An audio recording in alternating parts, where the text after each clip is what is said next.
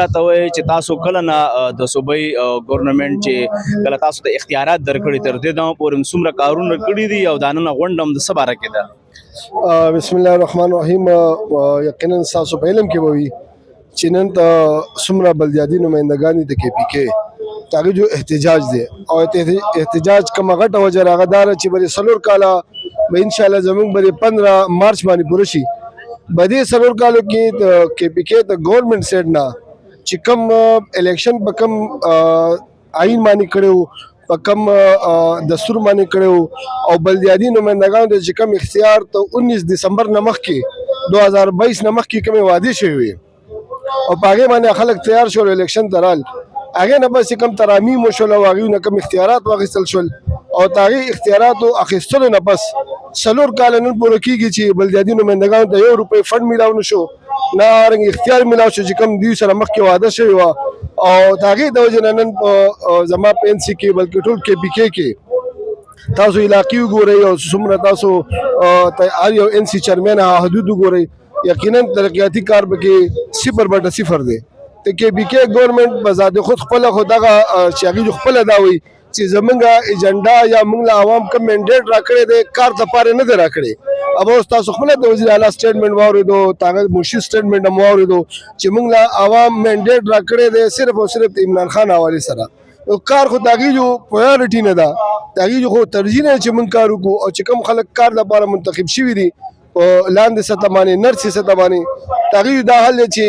مارچ 2026 کې به 4 کاله پوره شي او 1 روپۍ فنډ NC 37 چیرمین جناب علمزی فاروقي صاحب سره ناظم صاحب دا راته ووایي چې 200 پورې تاسو انتخاباتو کې حصه وقفا اخیستې ده خو دا پرې تاسو چیرمین منتخب شوی علاقه کې څومره ترقیاتي کارونه کړي دي او نننی احتجاج هم د څه متعلق دی؟ بسم الله الرحمن الرحیم. لومبه خو به تاسو د پهلنی سوال جواب درکم چې تاسو په څلور کالو کې څومره ترقیاتي کارونه کړي نو په څلور کالو کې تر اوسه پورې موږ خپل وخت د جیب مطابق څه کړي دي هم کړي دي او دا ریکارډ مطابق دی چې حکومت 10 روپۍ فنډ چې کوم دی دا څومره تاسو ګوري دا څومره چیرمنان چې ولاړ دي چاله هم چې کوم دی پورا پېښور کې پورا KPK کې 10 روپۍ فنډ چې کوم دی سرکاري تور باندې زموږ نه روډ کونسل ته نه دي راغلي او ترقیاتي کارونه زموږ علاقہ چې کوم دا ګډه وډه بالکل ټوټ پوټ کا شکار ده. زموږ انټرنل سیټي دی چوکیدګار کې ځخانه کوټه خار جوړ دي تاسو راځي وزټ وکړئ بالکل همداسې پرته ده بالکل پرسانه حال پرته ده نه مور شته نه پلار شته نه MNA څه کړي دي نه MPA څه کوي لګیا دی او خار بالکل ټوټ پوټ کا شکار دی. او دویم سوال تاسو کو چې یاره تاسو د نن چې کوم احتجاج کوي نو دا څه باره کوي دا احتجاج موږ دې باره کې کوو چې زموږ خودونی میاشتې پاتې دي زموږ ټینور خو تقریبا ختم شو نو نیکسټ الیکشن کوي نو کدا سه حالي او دا سه دغه عربو روپے پیسې په لګوي نو برای مهرباني دا نیکسټ الیکشن د سره کوي ما او چې کوي چې نو بیا په اختیار علاقه د ګوره زه د خپل علاقې نمائندګي کوم د NC 37 نمائندګي کوم د خپل عوامو حقوق لپاره راوتی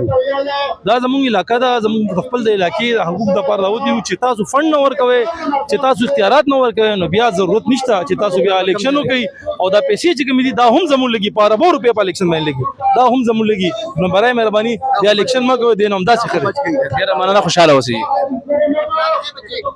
او د بلدیاتو نمائندګانو چې کوم نن د صوبایي حکومت نه خپل غوښتنې دي د هغې دپاره د ټول پېښور د NC ګانو نه چیرمین صاحبان او د ډسټرکټ ګورنمنټ میر سمیت ټول نمائندګان د احتجاج لاس پورې کړی دی او د جناب پارک په پنډار یعنی په دیزي کې موجود دي. په دې حال کې د بلدیاتو نمائندګانو وینا دا ده چې موږ ته پر وخت فنډ نه دی راکول شوی او یو ریاست کې 2 ریاست نشي چلی دی دا د وینا د رمضان شینواری پیام خیبر پېښور.